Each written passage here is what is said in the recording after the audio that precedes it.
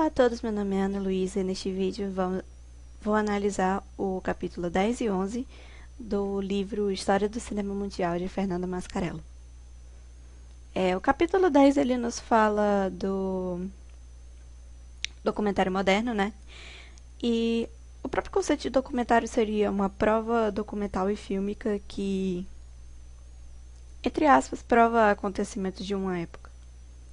E na época da criação do movimento do documentário moderno, havia essa disputa entre cinema de ficção e cinema de realidade, sendo o cinema de ficção aquele com uma história criada, inventada, e o cinema de realidade é a utilização de imagens reais e pessoas reais, personagens reais, em situações do cotidiano controladas ali pelos diretores.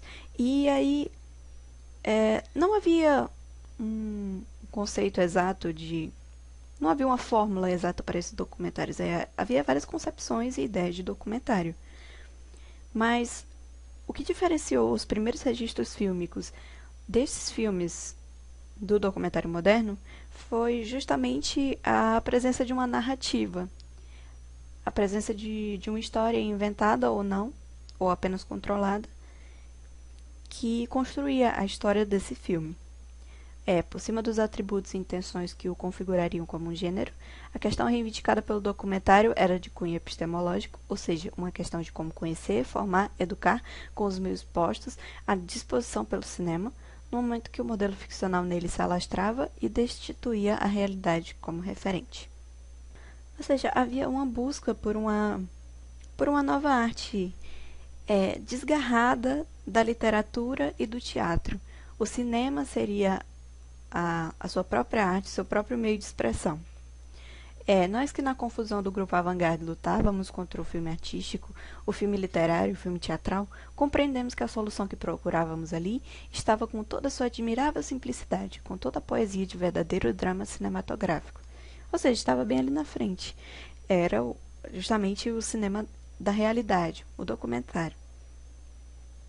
Havia uma procura por um desejo de veracidade, de transmitir uma veracidade naquelas imagens, naqueles personagens que estavam sendo retratados ali. Ele nos fala até com uma comparação, o documentário clássico. Que o documentário clássico ele era como uma amostra de realidade distinta da ficção e que ora fazia ver personagens, objetos e lugares reais, e em outro momento mostrava subjetivamente pontos de vista dos personagens envolvidos. Havia por parte da câmera também uma observação participante. E os primeiros grandes documentaristas, Robert Flaherty, Dziga Vertov, John Grierson, Alberto Cavalcanti, que era um brasileiro, entre outros. Cada um tinha um estilo próprio e uma forma diferente de trazer um toque de realidade aos seus documentários. Como eu disse, não havia uma fórmula pronta, era a visão de cada um. E chegando à parte do documentário moderno, pós-Segunda Guerra, havia esse forte pensamento de que o cinema também é uma forma de linguagem.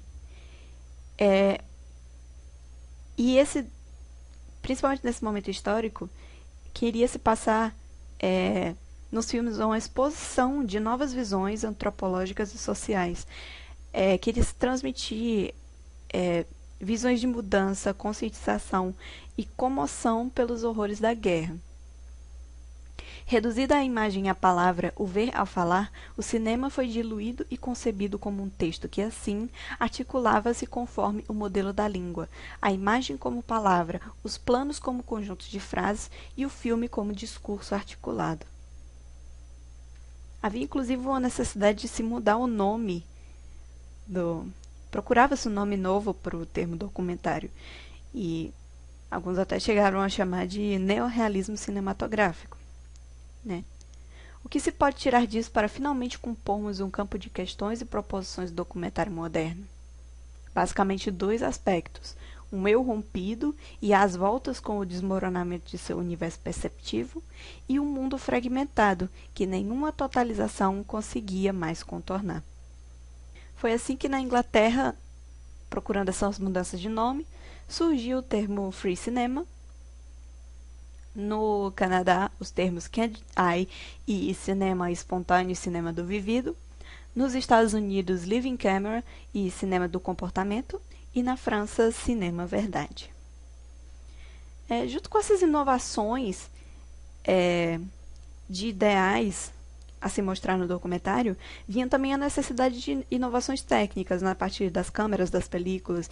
Então, se procurava câmeras mais leves, mais silenciosas, menores, fáceis de portar, películas que fossem mais sensíveis a ambientes com pouca luz. O uso da película 16mm entre essas mudanças, o advento dos gravadores magnéticos, substituição do dispositivo de gravação ótica no filme por um sistema magnético, câmeras.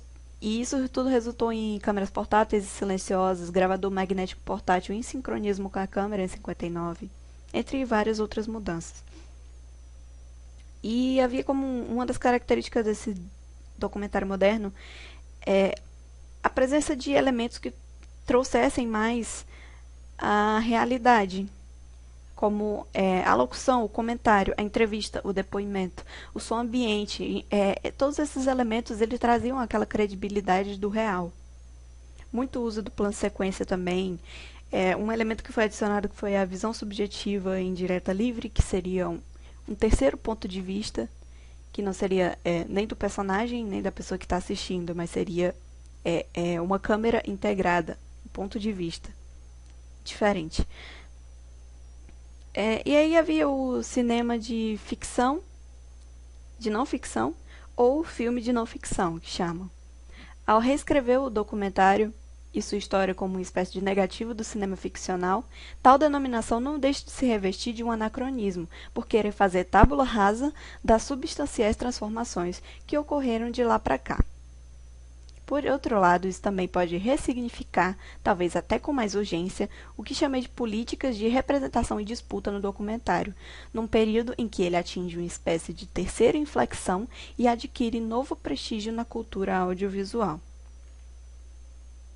Desse modo, pode-se dizer que o documentário contemporâneo, se por um lado constrói uma linha de fuga do excesso de realidade que nos invade, por outro volta-se na direção de um real que nos escapa e desafia em sua inextricável exterioridade. Daí a frequente sensação de confusão, de indiscernibilidade entre o documental e o ficcional de que somos hoje tomados.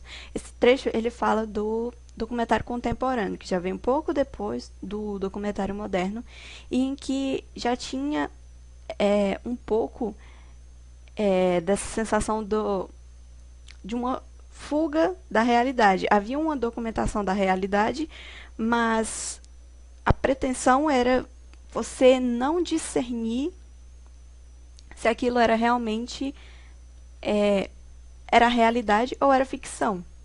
Acontecia uma mistura desses elementos. E aí nós vamos para o capítulo 11, o Cinema Novo Brasileiro. Cinema Novo, esse movimento cinematográfico surgiu no Brasil nos anos 60. Anteriormente, no Brasil, o cinema era muito voltado para as massas. Era um cinema bobo, geralmente voltado para a comédia, com as chanchadas e tudo. E esses cineastas, esses cinéfilos, membros de clubes de cinema, eles queriam uma mudança. Eles queriam um cinema novo para o Brasil. Então, eles começaram a se perguntar o que o cinema brasileiro deveria comunicar. Como fazê-lo sem equipamento, dinheiro e circuito de exibição? Eram perguntas que surgiam em vários pontos do país. E foi no final dos anos 50 que a maioria dos futuros cineastas se conheceu. Glauber Rocha, Joaquim Pedro de Andrade, Paulo César Saraceni. E muitos desses cinéfilos, esses cineastas, eles chegaram em alguns temas em comum. São eles a recuperação da história do Brasil, a discussão de realidades políticas, social e cultural brasileiras, acontecimentos políticos e a modernização da sociedade brasileira e a violência no Nordeste. O principal público desses filmes, que era onde tinha os cinemas e as salas de exibição, eram os núcleos urbanos do Sudeste, dos anos 60. Havia alguns documentários dentro do movimento do cinema novo, a maioria de curta-metragem, que visavam buscar esse aspecto, esse tema da recuperação da história do Brasil.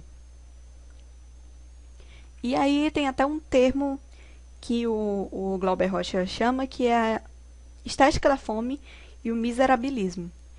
Diante do êxito conquistado no exterior por um cinema que não explorou o exotismo da cultura brasileira, nem criou uma arte universal ou panfletária para ser reconhecido, Glauber Rocha justificava a força de uma estética da fome diante do que seria nossa maior miséria, por entender a trágica limitação imposta por essa fome, justamente assumindo a condição de faminto. E aí, durante os anos 60, houve a questão do golpe militar em 64, e a partir desse momento começaram a surgir várias dificuldades para manter essas temáticas. A temática da estética da fome, da discussão da realidade política e social. Era dificuldade de censura, dificuldade de locomoção para os lugares de gravação. E, além dessa dificuldade de passar pela censura e por todos esses problemas, muitos filmes gravados aqui só eram exibidos no Brasil depois de exibidos e aclamados no exterior. Então era muito complicado. Então, a partir desse momento do golpe militar, que houve a censura, para facilitar esse processo de aceitação dos filmes, os cineastas tiveram que se adaptar e fazer filmes envoltos em temas novos. Alguns que eles fizeram foi Capitu, Garota de Ipanema, em que houve essa mudança no trajeto da estética da fome dentro do cinema novo para se adequar à censura. Filmes voltados para a autorreflexão também, em que não se buscava mais essa discussão de temas sociais e políticos, mas sim a temática de uma história dentro dela mesma. Entre esses filmes voltados para a autorreflexão tem o Dragão da Maldade contra o Santo Guerreiro, a adaptação do livro Macunaíma, Os Herdeiros e etc. E aí o próprio Glauber Rocha também lança uma expressão que é a chamada estética do sonho.